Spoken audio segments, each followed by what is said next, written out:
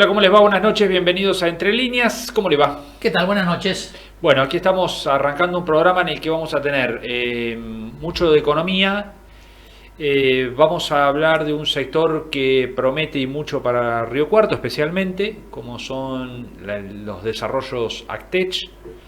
Y nos vamos a meter en el bolsillo, en el día a día de la gente que presenta muchas dificultades. Hay algunos indicadores nuevos de este año, como por ejemplo al que le prestamos atención, que es la mora. Sí, ¿no? que es un indicio, ¿no? Que es todo un indicio porque, bueno, habla de bolsillos agotados y de condiciones crediticias que no se condicen con la evolución de los ingresos, casualmente. Sí, que además la mora, cuando llega a un nivel como en el que está actualmente en Argentina, empieza a ser un problema ya no solo particular, ya no solo familiar, sino sistémico. Claro. Empieza a generar problemas al sistema en general, más allá de ser un indicio de un poder de compra limitado, una capacidad de consumo muy limitada de las familias, empieza a ser un problema para los bancos, empieza a ser un problema para las billeteras, porque el nivel de mora es tan elevado que impacta. Sí, de hecho se traduce rápidamente en tasas eso, exacto, ¿no? En condiciones. Y en otra cosa que es, hasta no hace mucho tiempo atrás, había muchos bancos que ofrecían créditos permanentemente. Así es. A sus carteras de clientes. Bueno, hoy eso ya ha desaparecido. ¿No? Han recortado mucho ese ofrecimiento que había permanente de créditos a sus clientes y esa disponibilidad permanente que tenían, bueno, hoy ya no están así. Vamos a estar analizando la economía desde el punto de vista macro y también desde el punto de vista micro, ¿no? Sí, claro. ¿Cómo le está yendo a las familias? ¿Cuánto hay que ganar hoy para poder cubrir las necesidades básicas de una familia de 4 miembros? ¿Cuánto han aumentado los precios en los últimos, durante julio? Y además el impacto de la mora y la sostenibilidad de los comercios, sí, tanto los comercios grandes como los de barrio, con este panorama de consumo de caída constante por encima del 8% aquí en Córdoba. Así es, caen las ventas y crece la mora en los almacenes y, ¿no? Sí, un combo muy difícil. Porque además no solamente caen las ventas y sube la mora, sino que suben los costos, sí, claro, fijos. Sí, claro. Le sube la luz, le suben los impuestos, le suben los servicios. Bueno, muchos temen por su propia sostenibilidad. Vamos a estar analizando esos temas en esta edición de Entre Líneas. Así es. Vamos a los auspicios. Enseguida tenemos aquí a nuestro primer invitado. Presentan Entre Líneas. Río 4. Alimentos Santa Rosa. Sociedad Anónima de Transporte. EPEC, Colegio de Abogados de Río Cuarto. Sociedad Rural de Río Cuarto. AEFIP, AGEC. Mercado de Abasto de Río Cuarto. Mixon, Hormigón Elaborado de Lunardi. Consejo Deliberante de Río Cuarto. Defensoría del Pueblo de Río Cuarto. Municipalidad de Alejandro Roca. Municipalidad de Las Higueras. Municipalidad de Villa María.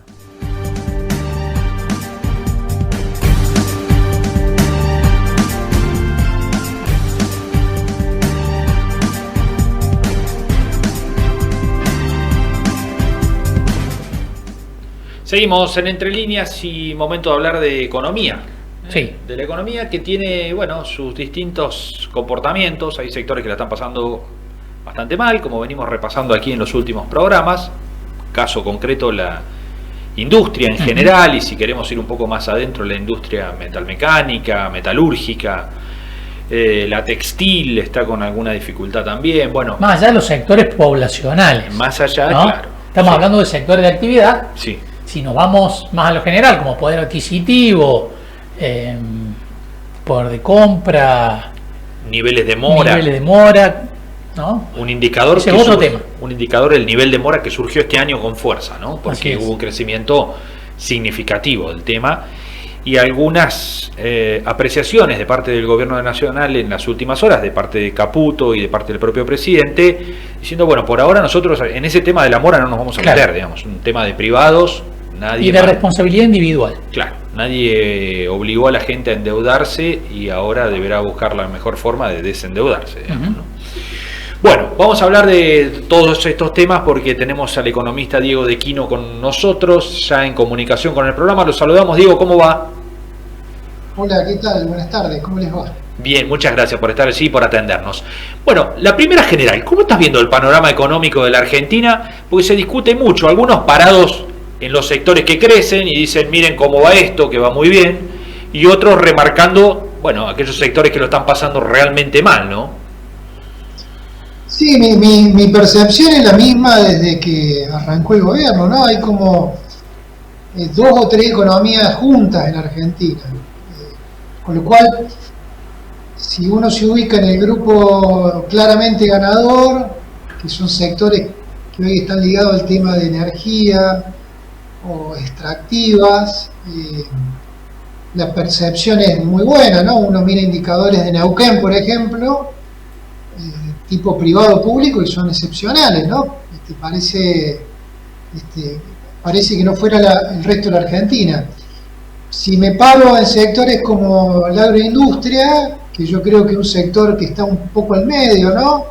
El gobierno no hizo nada para favorecerlo, simplemente le fue quitando un poquito la pata fiscal de encima.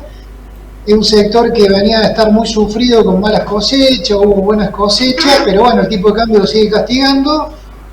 Es un sector que, digamos, sobrevive y puede seguir proyectando, pero bueno, la agroindustria siempre lo ha hecho, ¿no? En momentos inclusive bastante peores. Y después hay otra Argentina, una tercera Argentina, que me parece que en esta última parte se empieza a dibujar más claramente, tiene que ver con los grandes centros urbanos, donde obviamente la industria, el comercio y la construcción son los sectores que mejor dialogan con esa sociedad, ya sea en materia de empleo, en materia de clima, ¿no? En el cual la gente vive, y allí la situación es bastante más conflictiva, ¿no? Porque hay una pérdida de empleos formales, es decir, en términos de salarios relativamente altos respecto al resto de los trabajadores. Hay un aumento de empleabilidad informal, ¿no? Hay una caída del salario en términos reales que, si bien recuperó después de la superdevaluación de diciembre del 2023, no termina de volver a niveles de otros momentos, ¿no? Que serían como prepandemia, para decirlo de alguna manera, que es donde hay que ir a buscar un poco la memoria histórica y cultural, ¿no? Antes del 2020, ¿no? Que ahí hubo distintos momentos. Entonces, uno, si le toca estar en esa parte de la Argentina, bueno, ahí es mucho más próximo ver parientes, amigos, vecinos que han perdido el trabajo, que tienen que agregarse otro tipo de actividad para llegar a fin de mes, que recurren al préstamo, el préstamo de cercanía con parientes o amigos, o préstamos sencillos a través de billetero de banco. No, ahí la situación esa es otra Argentina. Yo creo que hay hoy tres Argentinas, una la más voluminosa de esta última en materia de gente, la del medio, que tiene que ver con la gran pampa húmeda que tiene Argentina. Hay alrededor de 10, 12 millones de personas en Argentina que de forma directa e indirecta están ligadas a la gran industria. Algunos ahí están un poco mejor, otros están más o menos igual, pero sobreviven. Y después hay un enclave chiquito, ¿no? Que tiene que ver con lo que enseñaba antes, con la energía, el petróleo, ¿no? Y la minería, que ellos son economías más de enclave, no son mano de obra intensiva, están muy ligadas por la estrategia del gobierno de favorecer estos vouchers fiscales y cambiarios a través del RIGI a lo que serían capitales transnacionales, ¿no? Y hay bastante poco capital nacional, más allá de lo que sería lo que hace YPF, ¿no? Que es una empresa pública. Diego, en estas tres Argentinas que mencionas, la más voluminosa es la que está peor. Y se empieza a mezclar ya la economía con la política electoral. ¿Cómo pensás que puede llegar a influir en algún momento en los principales índices o en la incertidumbre el tema de que, bueno, el 70% de la población está complicada económicamente o está en esos centros urbanos que están más castigados? Porque se empieza a hablar ya, ¿no?, del año que viene, de la posibilidad de una corrida. ¿Cómo lo ves a ese aspecto? Mira, te voy a tratar de responder como en dos frecuencias. La primera, que es aquello que no es mi expertise, ¿no? Que es la parte más política o social, ¿no? Pero yo creo que esa mayoría que en el primer golpe de vista te da una mayoría, como vos mencionabas, cuando le metés la segunda Argentina que yo mencioné, ya el número ajusta, ¿no? Entonces, ¿por qué digo esto? Porque si vos te parás en los grandes centros urbanos, y tomás las periferias, que son los lugares más sufridos de la tercera Argentina, ahí tiene un número grande, ¿no? Porque ahí entre el AMBA, el Gran Córdoba, el Gran Rosario, Gran Mar del Plata.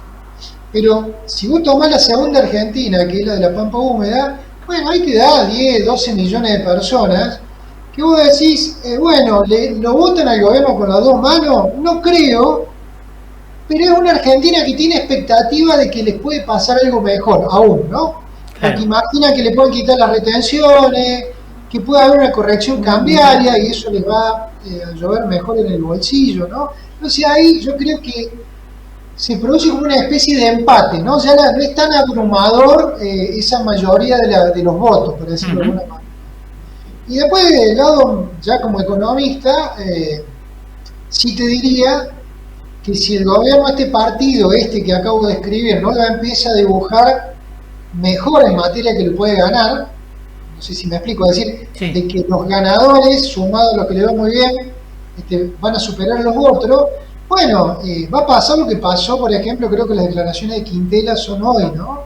Del gobernador de La Rioja, que empieza a hacer, algunos de tus colegas, de sus colegas empiezan a decir, ¿por qué dice esto? Porque en realidad le juega en contra al otro sector político, ¿no? Que va por otra propuesta, y yo, como analista económico, digo, están jugando el partido que tienen que jugar ese sector, ¿no? Porque empiezan como se llama, a talarte, ¿no? A pegarte abajo, y están diciendo, mira, si nosotros llegamos, creo que la frase que usó es, si hay que expropiar, vamos a expropiar. Imagínate, en este contexto argentino, hablar de eso es como una bomba de neutrones. Sí. Bueno, produce este efecto que muchos inversores dicen, che, pará, acá están diciendo que van a jugar muy fuerte si entran. ¿Y qué pasa si entran? Y el otro lado dice, no, no entran, pero a ver, mostrame los números que no entran, ¿no?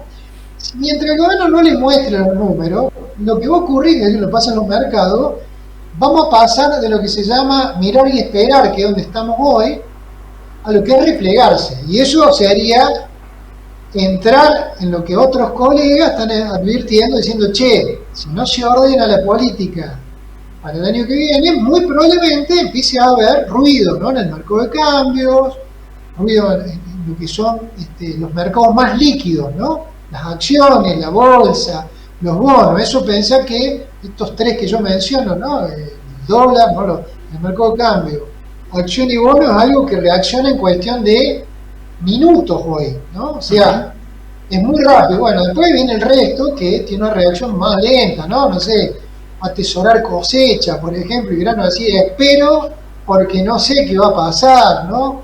O empezar a estoquear bienes durables, es decir, el que tiene maquinaria de la que fuere para vender o vehículo utilitario, inclusive vehículo de consumo, ¿no? Dirá, como ha pasado otra vez, espero porque no sé si repongo, si vendo, ¿no? Entonces, yo creo que ahí sí puede ocurrir esto, ¿no? Yo creo que entramos en un tiempo de descuento y déjame que hable dos viñetas que yo como economista le digo que hay que mirar la elección de Lula, de Brasil. Creo que es primera vuelta el 15 de octubre, segunda vuelta el 25, y hay que mirarla de medio término en Estados Unidos, que es el 4 de noviembre. En los próximos 90 días, yo creo que para un inversor, yo no estoy hablando como un analista de la política, para un inversor va a tener un mapa más claro de qué puede ser la Argentina desde el 2027 en adelante. Porque ahí hay varias combinaciones, no es que es todo blanco-negro, como es la realidad, no es gana Lula, pierde... Claro. Como es Trump o gana Bolsonaro, hay combinaciones, ¿no? Que cuando la empecé a pensar, decir, che, ¿qué pasa si Lula gana? Porque esas dos que dije son las más fáciles, ¿no? Gana Lula y pierde Trump, fácil. Pierde Lula, gana Trump, fácil también, ¿no? No hace falta ser un genio para invertir en el día después, ¿no? Ahora, ¿qué pasa si se empieza a combinar? Es decir, che, gana Lula, que es el principal socio comercial de la Argentina, que tiene una capacidad enorme acá, si Brasil decide hacer algo, ¿no? en su beneficio sin considerar a la Argentina, es tremendo el daño que nos puede producir, y gana Trump, ¿no? que encima se tensiona, che, ¿no? O si pasa al revés, ¿no? Gana Bolsonaro y pierde Trump, donde podrían estar entrando o empezando a avisar a los demócratas que podrían entrar, ¿no? Entonces yo digo, en los próximos 70, 80 días va a haber claridad para los inversores y creo que eso es lo que van a esperar. Y de ahí yo creo que vamos a tener más claridad de las apuestas que va a haber en torno a la Argentina. Diego, bueno, muchísimas gracias por estos minutos con nosotros. Ha sido un gusto tener este panorama. Bueno, espero habernos ayudado. Gracias. Un abrazo. Muchas gracias. Hasta la próxima. Chao, chao. Bueno, son elementos importantes también, ¿no? De Sí, cómo claro. la política va a empezar a tallar en la realidad económica, y la política no solamente doméstica, sino la política internacional y los alineamientos y sociedades que ha establecido el gobierno de Javier Milei. Claro, con el fuerte alineamiento a Donald Trump, ¿qué pasa si pierde Trump? Claro, no le gusta al presidente, pero ¿qué pasa si Trump, que lo salvó en la última, Sí, pierde claro. y entra en una etapa de debilidad en Estados Unidos? Bueno, si pierde no va a ser el mismo Trump que lo salvó a Milei cuando se produjo la elección legislativa, ¿no? Bueno, son elementos que van a empezar a tener influencia en la economía doméstica, y hay que ver también cómo se va alineando la política nacional, ¿no? Qué indicios va dando. Si empieza a ser más competitiva la oposición, bueno, será un escenario económico. Si se consolida Milei en la posibilidad de ser reelecto, será otro escenario. Bueno, nos decía Diego, 70, 80, 90 días para que se empiece a esclarecer ese panorama. Así es. Vamos a la pausa. Vamos a la pausa, enseguida volvemos aquí en Entre Líneas. Avanza la circunvalación que va a cambiar la historia de Río Cuarto y de toda la región. El gobernador Martín Yarlora inauguró el encendido de 115 luminarias en el primer tramo habilitado sobre la Ruta Nacional 8 y la calle General Molina. La circunvalación de Río Cuarto es una obra estratégica para el desarrollo del interior productivo. Sus 42 kilómetros, proyectados como autopista, fortalecerán la conectividad, mejorarán la seguridad vial y consolidarán al Imperio del Sur como uno de los grandes protagonistas del crecimiento y el desarrollo de la provincia. Trabajando en conjunto con todos los intendentes de la región, el Gran Río Cuarto crece y Córdoba progresa. Los cordobeses escuchamos y hacemos las obras que más les importan a los vecinos. Gobierno de la provincia de Córdoba. Hacer para crecer. La salud empieza en las personas, en una decisión, en una mano que cuida, y también empieza en la tierra, en cómo cultivamos lo que va a alimentar al mundo. Porque cuidar la salud también es cuidar lo que nos alimenta, donde la salud y el campo se encuentran unidos por la ciencia. Si es Bayer, es bueno.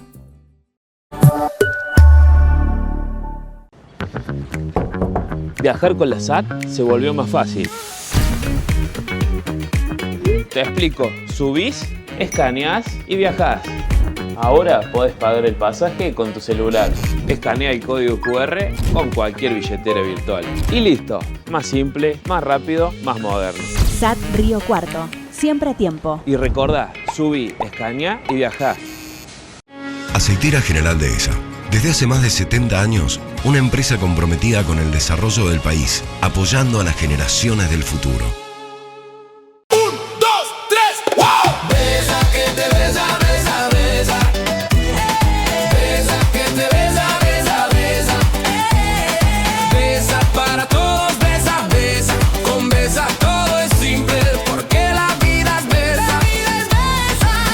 Llegó Besa, la nueva billetera digital de Bancor. Con Besa, pagá, transferí, hacé rendir tu plata y mucho más. Descargala ya en tu celular y movete con Besa.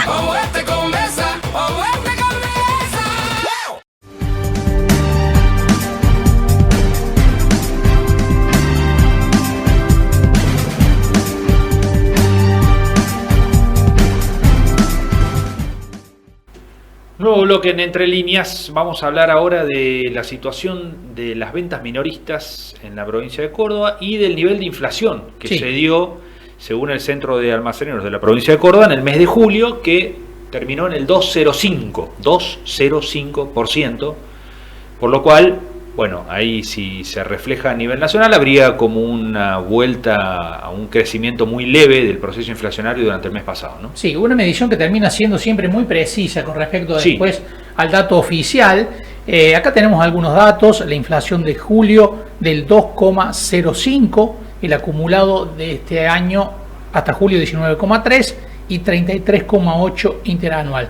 ¿Cuánto necesita una familia para no ser pobre? 1.997.833 pesos. 2 millones de pesos. 2 millones de pesos. Por mes para no ser pobre, una familia de 4 personas. Así es, una familia tipo.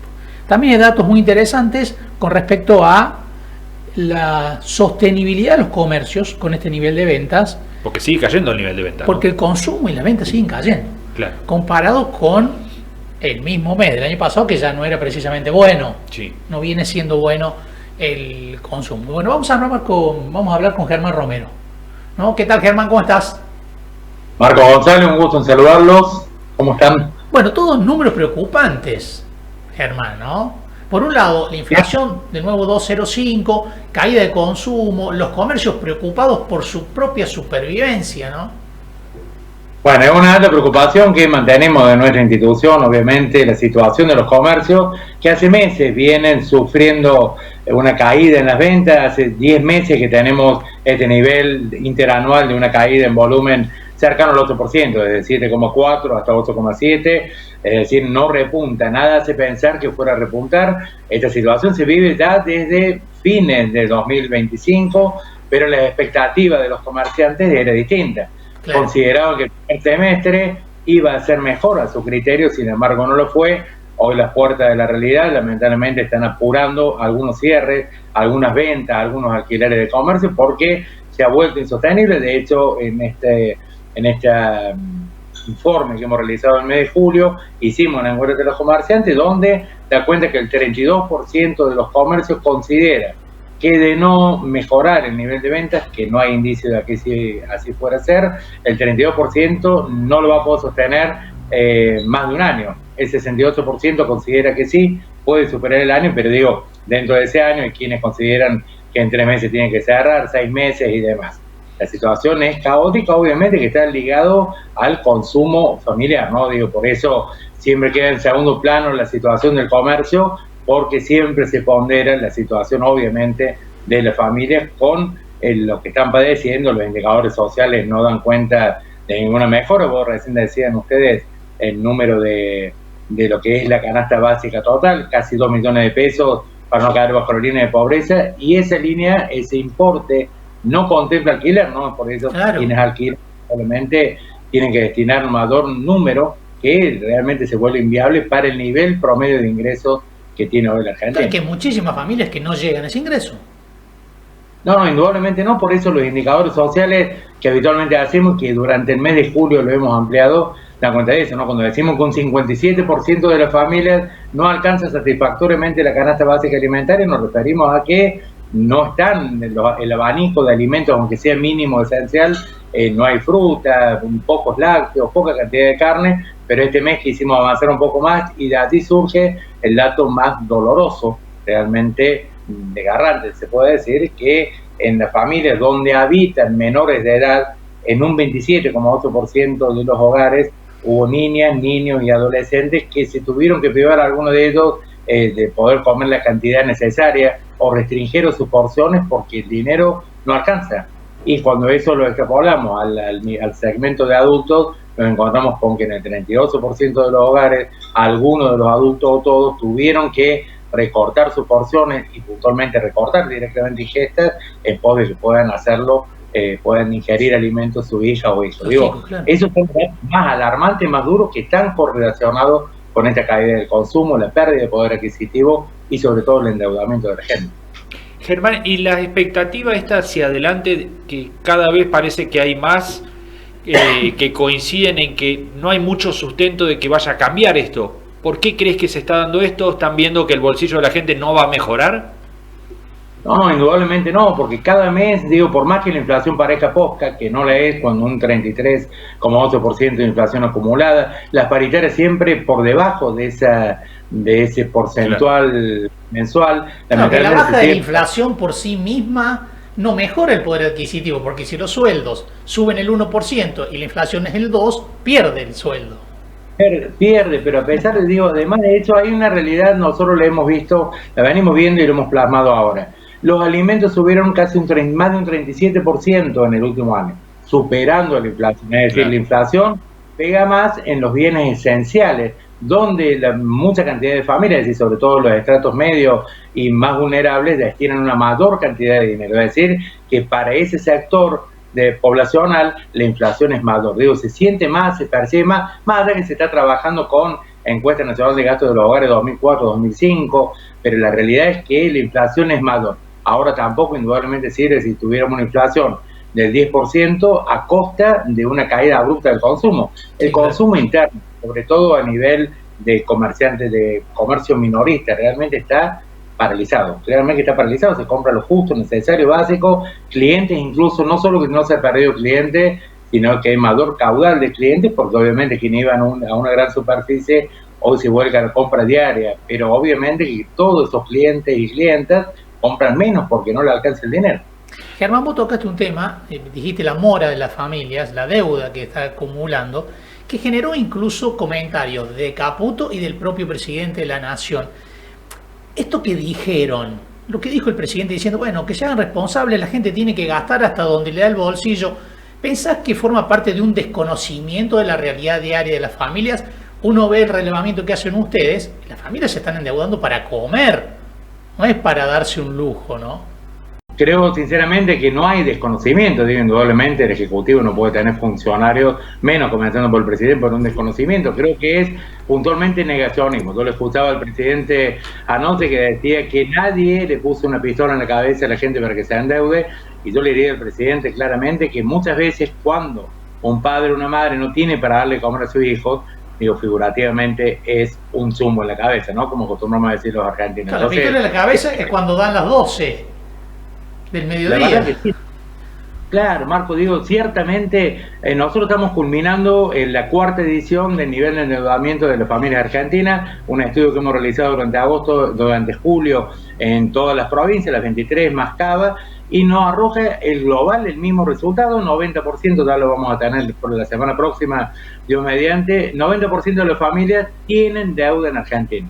Eso no varió, lo que varió es la composición interna de esa deuda. Quien tenía una deuda de esas familias, ahora tienen 2 o 3. Aquellas familias que pagan de manera regular, hoy están muchas, la mayoría de ellas en gestión extrajudicial o judicializada, muchas familias con embargo de sueldos o con cuentas bancarias bloqueadas. Digo, la situación es grave. Y lo que encabeza el nivel de endeudamiento nuevamente es la tarjeta de crédito, y nuevamente dentro de la tarjeta de crédito la principal causa de esta deuda que se refinancia, que se paga en usura realmente de intereses, es por la alimentación. Es decir, las deudas que tomaron los argentinos no era para un beneficio propio, para mejorar su calidad de vida, era para sobrevivir. Para eso están endeudados los argentinos y argentinos. Claro, no cambió la deuda, cambió la posibilidad de afrontarla.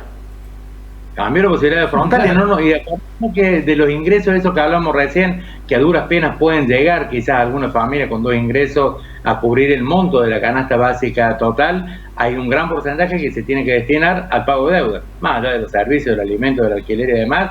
Por eso digo, más allá de la línea de ingresos, hoy tenemos una situación práctica y real de pobreza e indigencia que no va a estar medido. Claro. Germán, y en el negocio de los almaceneros, esto de la mora, ¿cómo está impactando? Bueno, lamentablemente mal, digo, porque hoy tenemos 85% de las familias de Córdoba, que es la media nacional prácticamente, debió financiar alimentos en julio. Pero claro, hay un 40% al fiado, 38% con tarjeta, porque la tarjeta viene bajando a cuenta de que se ha saturado los cupos, no se pueden pagar los resúmenes, se paga el mínimo. Pasaron al fiado, pero el fiado encontró su techo porque lamentablemente los comerciantes hoy tienen que vivir con una mora de 28%, incobrabilidad del 18% que le genera un quebranto. Digo, es preocupante todo para el comerciante y para las familias también, porque han cercenado sus únicas 2 vías de acceso a la alimentación, como es la tarjeta de crédito y el fiado. Claro, con esta perspectiva es muy difícil imaginar, ¿no? Con paritarias que van atrás de la inflación y con familias que ya están endeudadas, con lo cual su economía está muy limitada, es muy difícil imaginar un repunte del consumo en el segundo tramo del año, ¿no? No, indudablemente, digo, el REM del Banco Central de la República Argentina considera para el segundo semestre un crecimiento del PBI del 3,3%. Sin embargo, sitúa la tasa de desempleo en 7,7%, es decir, las mejoras que va a haber en el sector minería, quizás tecnológico, agro, no se van a traducir tampoco a una mejora de la situación del empleo, y si no hay empleo, indefectiblemente tiene que ver con esto del consumo. Digo, si no repunta la microeconomía, algo tiene que hacer urgente el gobierno nacional, por más que, digo, con el consumo y con la deuda, por más que diga que son acuerdos entre privados, como le escuchaba decir el presidente, hay una responsabilidad también, ¿no? Cuando te ajustan la boleta de energía eléctrica, del gas, del agua, un 300, 400%, y los salarios están pisados también por el gobierno nacional, las paritarias, indefectiblemente hay una responsabilidad que sí le compete al Estado. Germán, muchísimas gracias, como siempre. Gracias, Edo, por favor, ha sido un gusto. Hasta la próxima. Bueno, Germán Romero, son muy preocupantes los números, ¿no? Sí, claro. Y esto sí marca, más allá de la cuestión de algunos sectores que están andando bien, esto sí marca el día a día de la gente, ¿no? Sí, el tema es la sustentabilidad de esto, ¿no? ¿Hasta cuándo, digamos? Hoy había una encuesta que se reflejaba hasta dónde piensa aguantar la gente esta situación, digamos. Y había la mitad que ya no aguanta más. La mitad contestó, sí, claro, no aguanta más. Y después estaban los que aguantaban 6 meses, los que aguantaban hasta las elecciones, pero la mitad ya no aguanta más, digamos, ¿no? Sí. ¿Y esto políticamente es sustentable? Claro, el tema es la construcción de expectativas que tiene que generar siempre un gobierno. Porque decía algo, Germán, que es cierto, ¿no? Una cosa es aguantar cuando pensás que dentro de poco la realidad va a ser distinta y va a ser mejor. Y otras cosas es aguantar y ver para adelante que o va a ser igual o va a ser peor. Sí, no se sabe hasta cuándo. Claro. Y la política, más una política o una gestión que quiere reelegirse, sí o sí necesita construir expectativas. Hay una pregunta que es interesante para hacer y que es interesante para ver cómo va evolucionando la respuesta.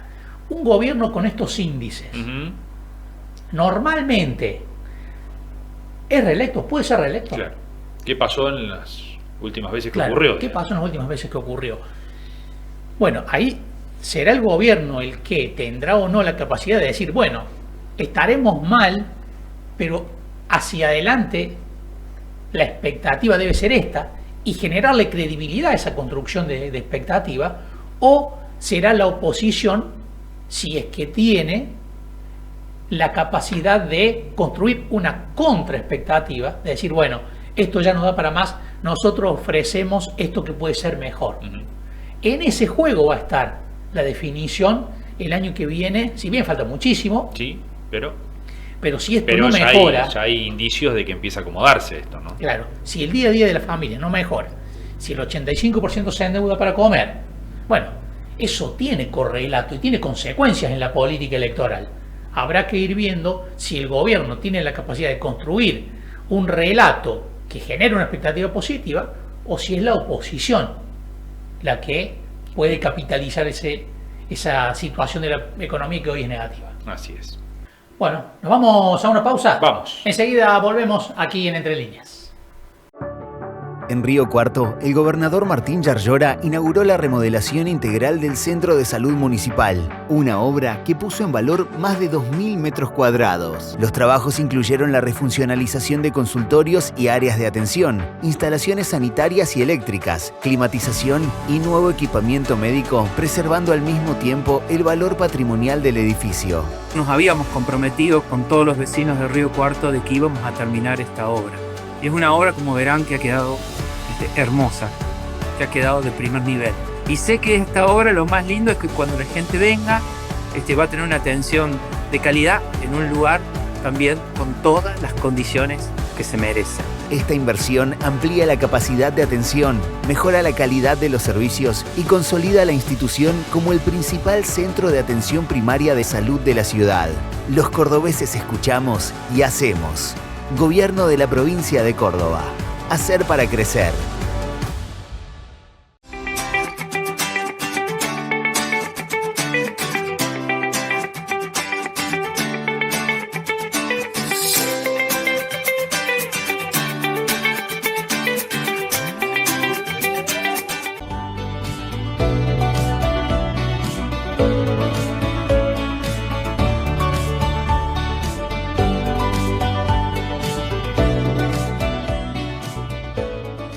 Hicimos la presentación del anunciado botón de ayuda, que es una herramienta o una alternativa más que tenemos para ofrecerle a nuestros abuelos para que puedan defenderse o puedan acudir o solicitar las ayudas necesarias en su momento, en tiempo y forma, con la participación, por supuesto, del municipio a través de las guardias locales. Y es interesante el botón de ayuda, que en realidad no es un botón de pánico. Sobre todo para las personas que, como yo, vivimos solas y corremos el riesgo de caernos o que nos pase algo y está nuestro celular alejado, entonces solo apretamos el botoncito del reloj y ya estaríamos conectados con alguien que nos pueda ayudar.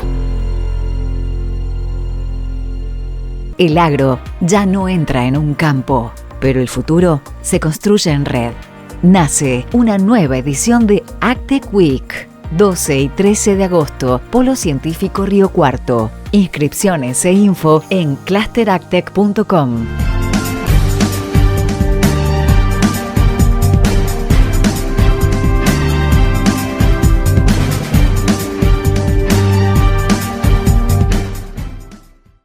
Seguimos en Entre Líneas y vamos a hablar de algo que ya tocamos en el programa hace unas semanas atrás, y se viene la AgTech Week, ¿no? Aquí en Río Cuarto, la segunda edición de la Semana AgTech que se realizó el año pasado en la Sociedad Rural de Río Cuarto. Este año va a ser en el Polo Científico y Tecnológico, ahí frente a la terminal, donde se van a montar alrededor de lo que es el edificio del Polo Científico y Tecnológico, bueno, una serie de carpas que van a servir de auditorio y donde van a pasar figuras muy importantes que tienen que ver con la tecnología vinculada al agro, ¿no?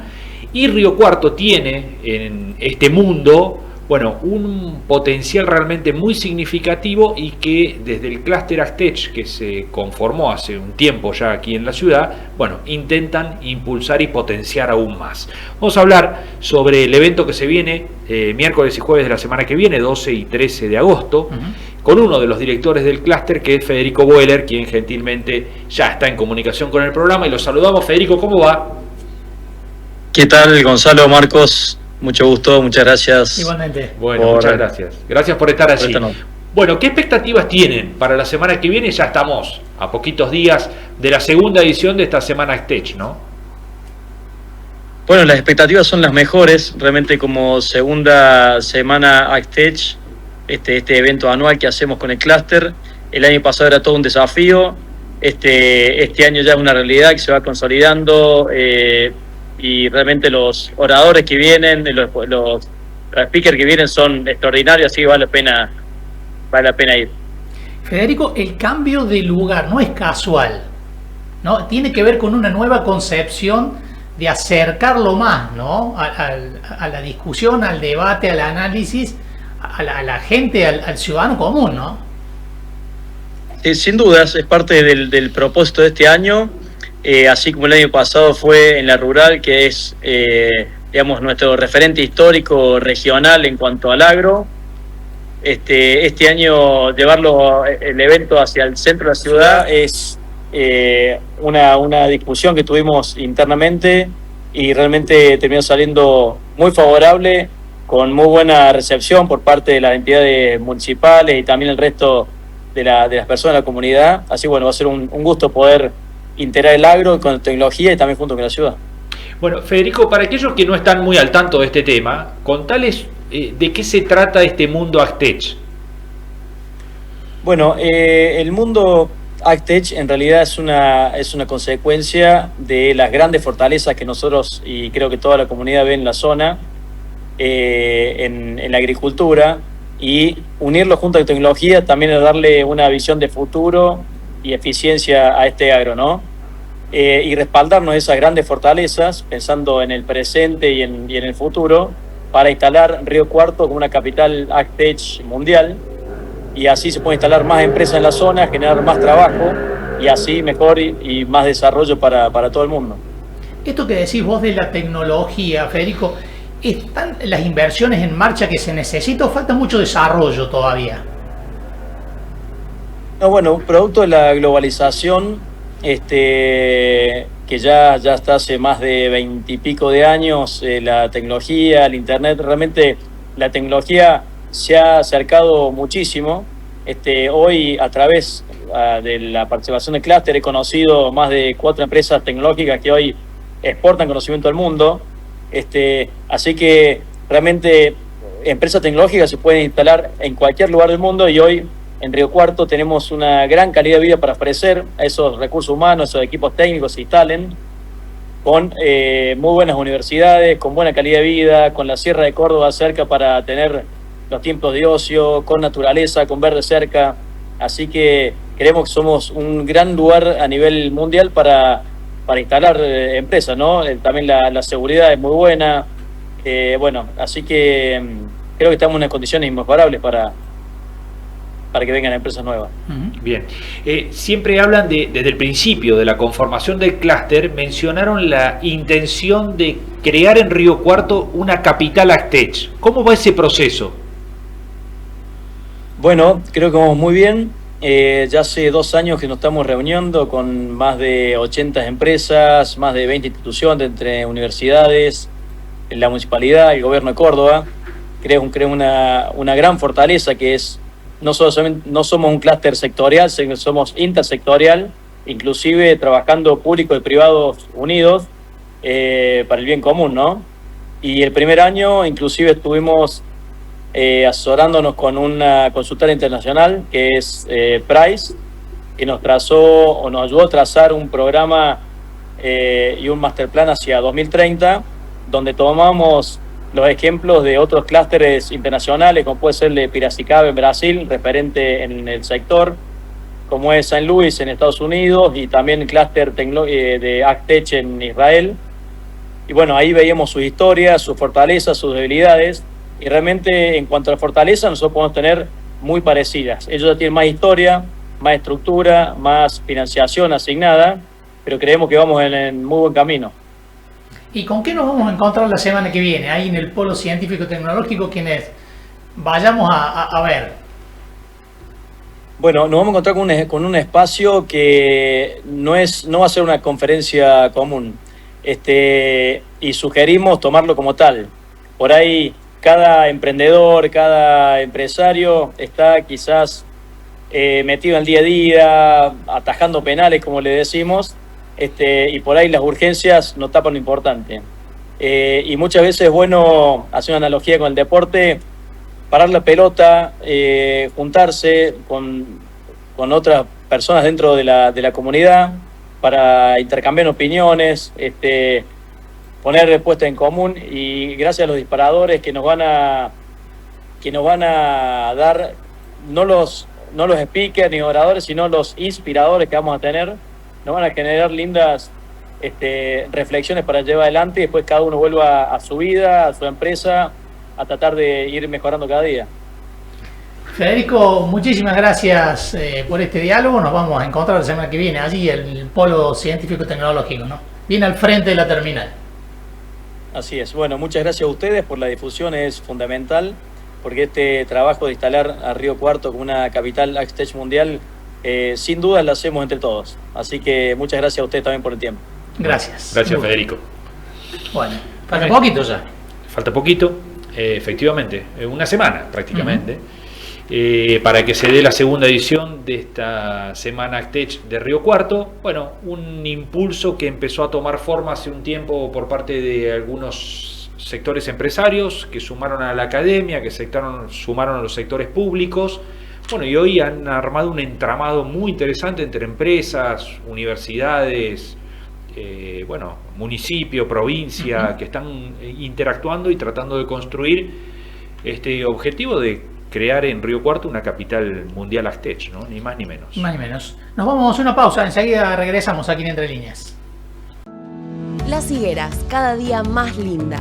Una gestión que planifica, invierte y trabaja para mejorar la calidad de vida de cada vecino y vecina. Con compromiso firme, buscamos que cada barrio crezca, que los espacios públicos sean de encuentro y que cada familia tenga oportunidades reales. Desde obras e infraestructura hasta seguridad, salud, cultura y deporte, cada acción está pensada para construir una ciudad más moderna y humana. Las Higueras avanza. Municipalidad de Las Higueras.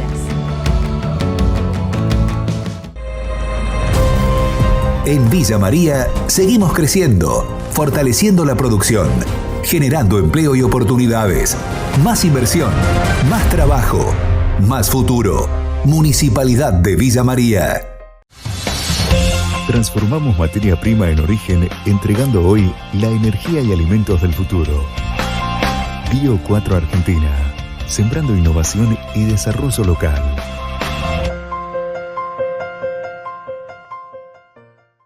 Todos hablan de la IA, pero en EPEC te queremos contar sobre otra IA, la inteligencia ambiental.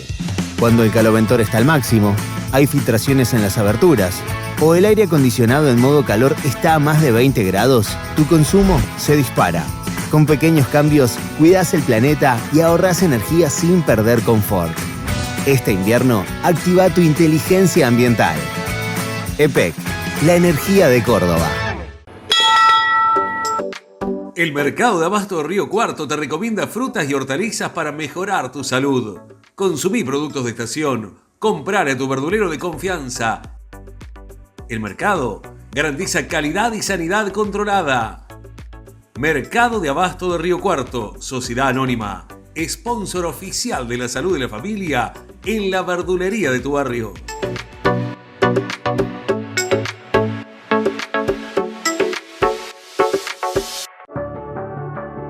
El gobernador Martín Yarlora firmó junto al intendente de Río Cuarto un acuerdo para llevar adelante un plan de obras de infraestructura urbana para acompañar el crecimiento del Imperio del Sur, fortalecer los servicios públicos, mejorar la seguridad vial y complementar las grandes obras viales que ya están transformando la ciudad. En estos 240 años, ¿qué mejor que empezar a planificar obras para adelante?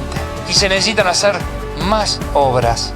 El plan trianual contempla la remodelación integral de 2,5 kilómetros de la avenida Reforma Universitaria, un programa integral de bacheo, repavimentación y ejecución de cordón cuneta y la construcción del nuevo parque urbano de Barrio Alberdi, entre otras intervenciones que seguirán transformando la vida de los riocuartenses. En Río Cuarto, trabajando en equipo, los cordobeses hacemos. Gobierno de la provincia de Córdoba. Hacer para crecer.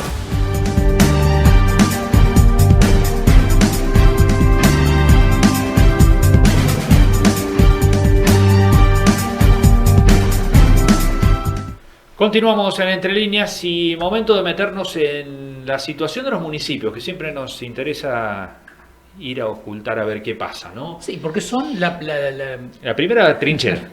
La primera puerta donde se va a golpear, donde se siente de manera más cercana cómo está la situación de la gente, ¿no? Así es.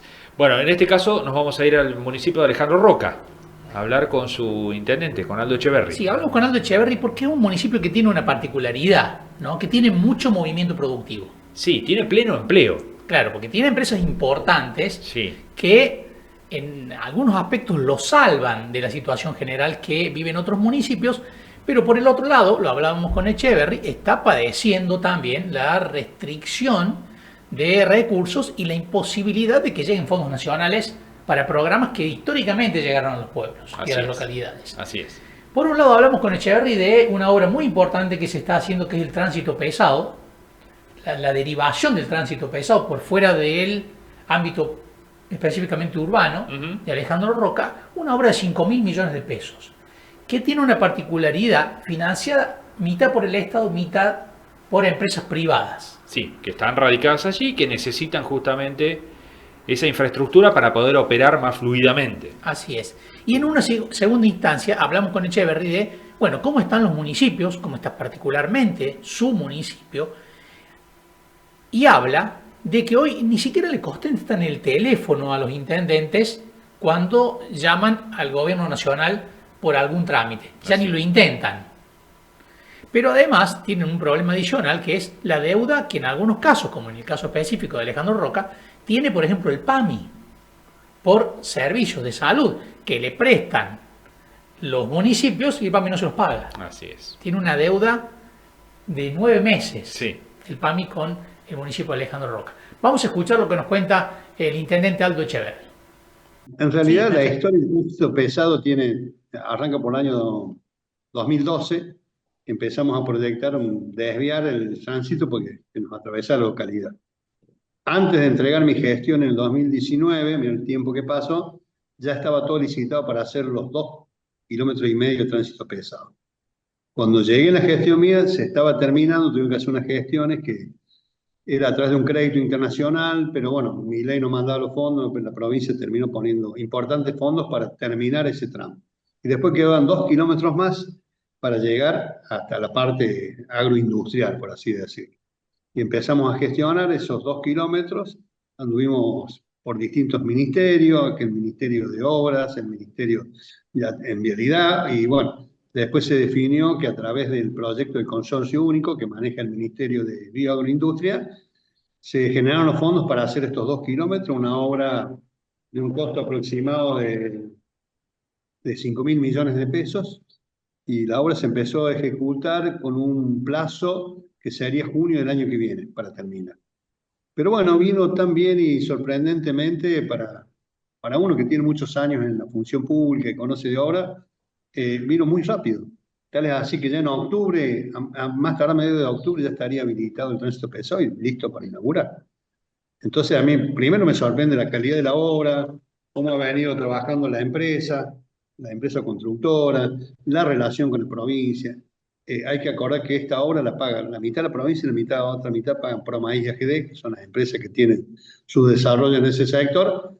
Así que bueno, empezó la obra bárbara y bueno, la vamos a terminar casi 9 meses antes de lo previsto. Y para ello me preguntaba y estuvimos charlando un poco por qué tan rápido. Bueno, tiene mucho que ver con los pagos.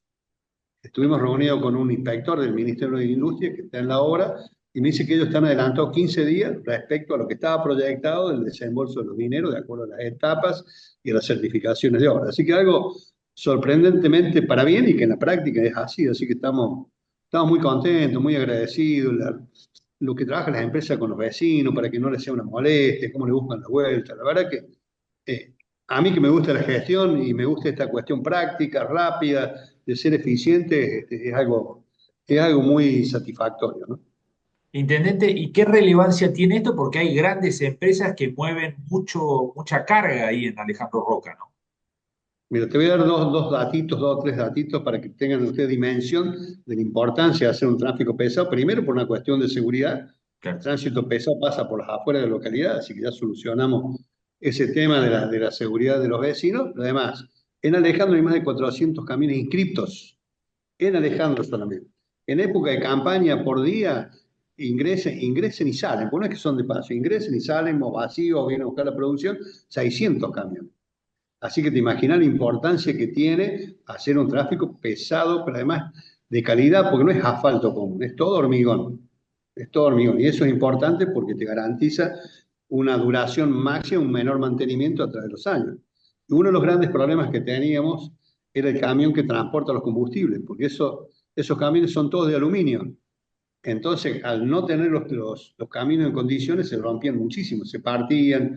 Pero bueno, ahora con esto le hemos solucionado a las petroleras que en algún momento no querían venir a buscar los combustibles. Así que era todo un tema bastante interesante. Pero bueno, acá rescato y destaco la predisposición siempre de todos los gobiernos. En estos últimos 2 tramos, el ministro de Bioagroindustria, Sergio Luso, y el gobernador, Sergio Busso, y el gobernador que también han dado el ok para que esto se haga. Si la decisión política es re importante, los recursos están, y bueno, está después las otras partes que nos tocan a cada uno, y uno como municipio, coordinar, articular, ayudar, favorecer para que la obra se lleve lo más armónico posible. Bueno, esta cuestión de la relación con los vecinos, la verdad que es algo muy lindo poder llevar adelante este tipo de gestión. Intendente, Alejandro tiene una dinámica productiva muy importante, ¿no? Pero más allá de eso, de la particularidad de Alejandro, le quería consultar cómo está viendo la realidad hoy de los municipios en general, cómo la están pasando. La última vez que habíamos hablado era una situación bastante compleja. ¿Cómo están hoy? Y estamos igual o peor, porque la coparticipación sigue bajando, recursos de la nación, ya ni pensamos en ir a la nación, no solamente recursos de obra, ninguna gestión de ningún programa, se han caído los botiquines de remediar, que eran remedios genéricos, que han quedado 1 o 2 nada más, y con eso era un paliativo porque hay mucha demanda de medicación de la población, y de la población que no tiene recursos para pagar. Bueno, eso eran los genéricos en general, y después, bueno, hay mucha demanda de psicotrópicos. Hay una enfermedad psiquiátrica en la población cada vez más profunda y más requerimiento, que distintas medicaciones que tienen que ver con lo psiquiátrico. Bueno, tratamos de ayudar y de contener. En el hospital, el PAMI, por ejemplo, hace octubre que no nos paga. Entonces estamos trabajando a PER y muchas mutuales que no nos pagan, y otras que pagan cuando quieren y como quieren. Bueno, todo esto Antes teníamos la Superintendencia de Seguro de la Salud, que a nosotros nos pagaba y después de esa superintendencia le cobraba las mutuales. Hoy no lo tenemos. Entonces, son los pocos recursos que nosotros podemos buscar hacia afuera. Hoy el FOSPINDE está muy depreciado con respecto al primer FOSPINDE que fue en los años 90 cuando se traspasaron los hospitales de la provincia al municipio. Hoy se recibe el mismo porcentaje, pero las prestaciones han cambiado 5 veces más las que tenemos cubriendo un hospital. Hoy no alcanza solamente con tener un médico de guardia, hoy tenemos un montón de otras actividades, que las ambulancias, que los traslados, y somos hospital de la única prestación médica que hay aquí en la localidad. Lo único que podamos sostener con mucho esfuerzo, porque estamos invirtiendo por fuera de los fondos propios de lo que corresponde a las partidas del hospital, no cobramos ningún coseguro, ni ninguna cuota, ni ningún bono de ningún tipo. Así que todavía lo podemos hacer, no sé hasta cuándo, pero tratamos de sostenerlo porque hoy el costo de la vida es muy caro. Hoy no alcanzan con los sueldos que hay muchos sueldos fijos que son de las empresas, hay sueldos lindos, pero no alcanzan, no son suficientes. Tiene que salir la mujer a trabajar y lo mismo, no se llega porque entiendo que la inflación que mide el Estado no es la inflación que vemos todos los días aquí nosotros, porque aumentan los servicios, nos sacaron de la zona fría, y bueno, todo eso suma, pagamos una luz bastante cara en la provincia y así, y la gente necesita, bueno, y le ayudamos, vamos ayudando como podemos, parcialmente, si es muy grave totalmente, ayudamos con los viajes a Río Cuarto, que hay muchos viajes, la gente que tiene que hacer muchos trámites a la ciudad, ya sea temas médicos, al hospital, al ANSES, al PAMI, bueno, hay un montón de trámites, estamos haciendo todos los días un viaje, tratando de llevar a la gente que no puede, o se paga una parte, bueno, le buscamos la vuelta a ver cómo podemos de alguna manera ayudar. Si nosotros abriéramos el grifo, como se dice normalmente en la ayuda social, y bueno, no podríamos hacer absolutamente nada, porque hay una gran demanda, y muy real y muy atendible, así que le buscamos la vuelta de equilibrar, pero estamos con los fondos justos. Los municipios hoy están, y yo digo esto, que un poco a diferencia de otros municipios, tengo alguna otra recaudación, que si no depende el 100% de la coparticipación, como muchos municipios dependen, que por ahí tenemos algún recurso, le buscamos la forma, muchas obras las hacemos junto con los vecinos, compartimos gastos, le buscamos la vuelta, pero realmente estamos con lo justo siempre. Pero bueno, tratando de no bajar el nivel de prestaciones, que eso es lo importante, garantizando la salud, por sobre todas las cosas, la emergencia en la calle, el traslado, la medicación inmediata, que la gente pueda llegar en buenas condiciones a los grandes centros. Bueno, también tenemos un montón de dificultades para las derivaciones, hay mutuales que no reciben los pacientes en Río Cuarto, bueno, es bastante complejo. Pero bueno, son los desafíos también que tienen, sí. Decía casi 10 meses de que el PAMI no les paga las atenciones que han dado en el hospital. ¿Cómo sostienen esto y qué expectativas tienen respecto a esto? Bueno, a mí me debe el PAMI 180 millones de pesos, que para un municipio como este es muchísimo dinero. Y eso es lo más grave, vos dijiste la palabra, que no tenemos ninguna expectativa. No hay una persona que nos atiende el teléfono que diga, che, esto se va a solucionar, o no te lo pagamos más. Nada, no hay forma, no hay. Es algo raro que nunca me ha pasado en tantos años que uno tiene de gestión. Pues yo prefiero que llamar y decir, che, no tengo, no se puede, este año no, será el año que viene, pero tener alguna certeza. O que te atienden el teléfono. La verdad es que nunca he visto en ningún gobierno de esto, ni en la provincia, ni nacional, que nos pase esto. Pero bueno, lo mismo tenemos que acomodarnos. Nosotros no podemos ¿qué le vamos a decir a la gente? No te atiendo porque no nos mandan plata del PAMI o de lo que nos debe el Estado Nacional, no puedo decir eso. La demanda está y uno tiene que atenderla y bueno, son gastos. Por suerte aquí colaboran las empresas, hay una cooperadora que también ayuda y colabora.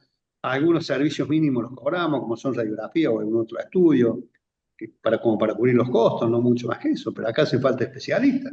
Acá hace falta pediatra, hace falta ginecólogo, viene psiquiatra, bueno, un montón de necesidades que tiene la gente, porque a veces cuesta más un viaje que una atención médica en Río Cuarto. Entonces tenemos que tratar de traer acá y ver la manera. Pero bueno, la estamos peleando y cuidando el centavo. Pero bueno, hay por ejemplo, acá hay 60 instituciones, entre formales e informales en la localidad. Y a todas necesitan una mano, le ayudamos de una forma, de otra. ¿Sí? Así que hay una realidad de un pueblo que el municipio siempre es el eje principal, el primer lugar donde la gente va a pedir ayuda, y que está bien. Como así yo pido ayuda en la provincia de Nación, la gente me pide ayuda. Entonces le buscamos la forma, no descuidamos la cultura ni la educación. Bueno, por suerte en seguridad estamos muy bien, no tenemos problemas de seguridad. Pero bueno, también tenemos que estar atentos y atender eso, que cuidar la ruta provincial de acceso no es mía, pero también tengo que cuidar, tenerla limpia, que se la arregle, es toda unas tareas ajenas a la responsabilidad propia, pero que en definitiva la gente a uno le reclama, así que uno no puede esquivarlo, ¿no? No es que me queje, sino que cuento la realidad de todas las actividades que tenemos aquí en la localidad. Intendente, muchísimas gracias por estos minutos. Como siempre, ha sido un gusto. Bueno, gracias igualmente. Un abrazo. Bueno, ahí estaba el intendente de Alejandro Roca, Aldo Echeverri, y este panorama preocupante para muchos municipios. Echeverri puntualmente dice, bueno, nosotros medianamente nos venimos acomodando, estamos tratando de solucionar los problemas que nos van surgiendo, como podemos lo vamos arreglando, pero hay otros municipios con otras particularidades y otras posibilidades que realmente están pasando mal, ¿no? Así es. Bueno, con esto llegamos al final de este programa, de esta edición. Nos vamos a reencontrar el martes que viene, como siempre, a las 23:30 aquí en Canal 6 Argentina. Adiós. Chau. Presentan Entre Líneas, Bio 4, Alimentos Santa Rosa, Sociedad Anónima de Transporte, EPEC, Colegio de Abogados de Río Cuarto, Sociedad Rural de Río Cuarto, AEFIP, AGEC, Mercado de Abasto de Río Cuarto, Mixon, Hormigón Elaborado de Lunardi, Consejo Deliberante de Río Cuarto, Defensoría del Pueblo de Río Cuarto, Municipalidad de Alejandro Roca, Municipalidad de Las Higueras, Municipalidad de Villa María.